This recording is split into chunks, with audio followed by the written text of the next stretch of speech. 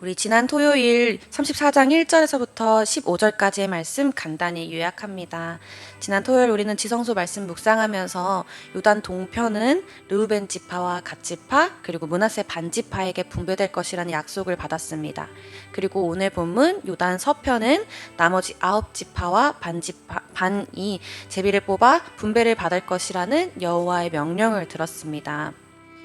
여호와께서 친히 아직 들어가지 않은 가나안 땅에 백성들이 얻게 될 영토의 면적을 어디에서부터 어디까지 이렇게 정확하게 경계를 알려주신 것은 이미 하나님이 그 땅을 주신 것이니 확신을 가지고 나아갈 거라고 이렇게 명령하고 계십니다. 하나님은 그분이 직접 정해주신 경계선 안에서 백성들이 하나님의 돌보심과 보호하심을 받으며 하나님을 의지하는 삶을 살기 원하셨습니다.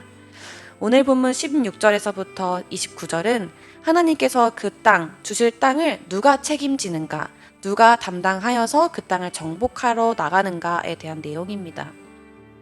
이 책임자들은 장차 이스라엘이 가나안 땅을 분배받아서 정복할 때 책임질 족장들이요, 그 땅에 정착할 때에도 또 주역이 대해줄 기둥 같은 사람들이었습니다. 이들은 누구보다 그래서 하나님의 뜻을 잘 경청하고 순종할 수 있는 사람을 선택해야 했습니다. 그리고 어느 순간에서나 흔들리지 아니하도록 하나님의 약속을 믿고 또 한마음 한뜻으로 이끌 수 있는 영적인 사람이 되어야 했습니다. 17절입니다. 너희에게 땅을 기업으로 나눌 자의 이름은 이러하니 제사장 엘르아살과 눈의 아들 여호수아니라. 먼저 하나님께서는 총책임자로 엘르아살과 여호수아를 지명하여 부르셨습니다. 광야에서 잠든 아론의 아들 대제사장 엘르아살과 모세에 이어 새로운 이스라엘의 지도자 여호수아를 지명하여 부르셨습니다. 그런데 사실상 백성들을 이끌 실질적인 수장은 여호수아였는데 하나님께서는 오늘 본문에서 엘르아살의 이름을 먼저 말씀하고 계십니다. 이는 제사장의 그 존재를 먼저 언급함을 통해서 백성들이 정복에 앞서 자신들이 하나님의 백성임을 기억하고 하나님의 이끄심에 따라 순종하며 나아가야 하는 자임을 깨닫게 하십니다. 여호수아가 이끄는 게 아니라 하나님의 이끄심이 있기 때문입니다. 그래서 여호수아의 그런 지혜나 정치적인 거나 아니면 군사의 지위가 먼저 필요하기보다 순종하는 마음이 가장 큰 무기였습니다. 약속의 땅은 사람의 힘으로 가는 것이 아니라 하나님이 주셨다 말씀하셨기에 그 약속 믿고 나아가기만 하면 되는 것입니다. 또한 하나님이 이미 주셨기 때문에 우리는 잠깐의 고난을 인내할 수 있고 마침내 승리를 바라보며 선포하며 나아갈 수 있습니다. 오늘날 우리 마음의 중심은 어떻습니까? 하나님의 일을 하기 위해서 가장 먼저 점검하고 준비하는 것이 사람의 지혜와 경험에 있습니까? 아니면 하나님의 말씀에 내가 잘 순종하고 있는가, 순종할 수 있는가 하는 그 마음에 있습니까? 우리의 모든 순간마다 마음의 중심이 하나님께 순종, 감사로 순종하는 저와 여러분 되시길 소망합니다. 또 하나님께서는 각 기업의 땅을 책임지기 위하여서 각 지파의 한 지휘관씩 택하여 세울 것을 말씀하고 계십니다. 하나님께서는 각 지파별로 직접 한 명 한 명의 이름을 호명하여 부르심으로 하나님께 선택되어 취해진 사람, 부름받은 사명을 능히 감당케 하십니다. 19절에서부터 28절까지는 담당자가 나와 있습니다. 19절 유다 지파는 갈렙, 20절 시므온 지파는 스므엘, 21절 베냐민 지파는 엘리닷, 22절 단 지파는 붓기, 23절 므낫세 지파는 한니엘, 24절 에브라임 지파는 그므엘, 25절 스불론 지파는 엘리사반, 26절 이사갈 지파는 발디엘, 27절 아셀 지파는 아히훗, 28절 납달리 지파는 마지막으로 브다헬입니다. 그런데 이 중에서 이름만 들어도 은혜가 되는 자들이 있었습니다. 히브리인들은 예로부터 자신의 이름을 통해서 내가 어떤 사람입니다 라고 표현하곤 하는데 그 중에 시므온, 베냐민, 납달리 지파 이름이 참 은혜가 됩니다. 시므온 지파의 대표 스므엘 이름의 뜻은 하나님께서 들으심이란 뜻입니다. 베냐민 지파의 대표 엘리닷은 하나님께서 나를 사랑하심입니다. 납달리 지파의 대표 브다헬은 하나님께서 나를 구원하심이라는 이름을 갖고 있습니다. 그래서 우리도 성경책에 그 이름이 쓰여지고 기록된 것처럼 우리도 믿음의 사람으로 하나님께 기록되고 후대에도 기록되길 원합니다. 하나님의 역사는 성경책은 지금도 계속해서 쓰여지고 있습니다. 하나님이 계속 일하시기 때문입니다. 그래서 우리가 이들처럼 늘 하나님을 경외하고 하나님의 뜻에 따라서 순종하고 나아가는 사람으로 기억되길 원합니다.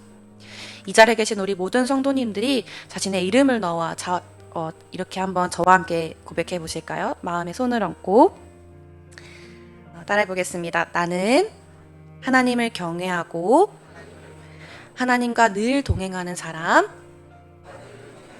자신의 이름을 넣어서 해보겠습니다. 정주미입니다. 다시 한번 해보겠습니다. 나는 하나님을 경외하고 하나님과 동행하는 사람. 정주미입니다. 아멘. 이렇게 하나님께 기억되길 소망합니다. 오늘 말씀을 쭉 읽어보며 정리할 때 또한 하나님이 누구신지 하나님의 성품에 대해서 또 묵상하게 됩니다. 우리 하나님 참으로 섬세하고 놀라운 분이십니다. 민수기 34장만 보더라도 하나님께서는 백성에게 주실 땅의 경계선을 정확하게 말씀하셨습니다. 말씀을 읽는 우리로 하여금 머릿속으로 지도를 이렇게 손으로 그려보듯이 묘사할 수 있습니다. 이처럼 하나님의 역사와 하나님의 일하심은 참으로 세밀합니다. 또한 땅을 정복할 때에도 담당자의 이름 한 명 한 명을 부르시며 지휘관도 직접 세워주셨습니다. 하나님께서는 이처럼 백성들에게 명령을 하실 때에 처음부터 끝까지 모든 과정에 참여하시고 함께 하십니다. 각 지파의 모든 상황과 환경을 살피시며 그들을 직접 이끌고 계셨습니다. 그래서 하나님의 절대적인 은혜라고 고백할 수 있고 하나님의 도우심이라고 말할 수 있습니다. 그래서 이 모든 광야의 시간들을 구원의 역사의 시간이다 라고 고백할 수 있는 것입니다. 모든 시간 동안 하나님이 직접 우리의 오른팔을 잡아 이끄셨고 또 가장 좋은 길로 인도해 주셨습니다.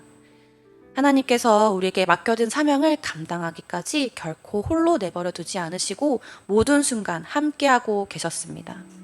그래서 출애굽 여정이 단순히 거주지의 이동이 아닌 구원의 역사, 아무것도 의지할 것 없는 불쌍한 나를 살려주신 구원의 시간이라고 고백하게 됩니다.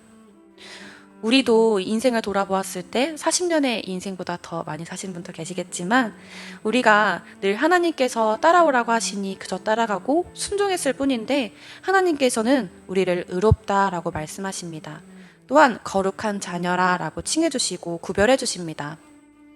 바울은 로마서에서 인생의 말미에 자신의 인생을 돌아보았을 때 이렇게 고백했습니다.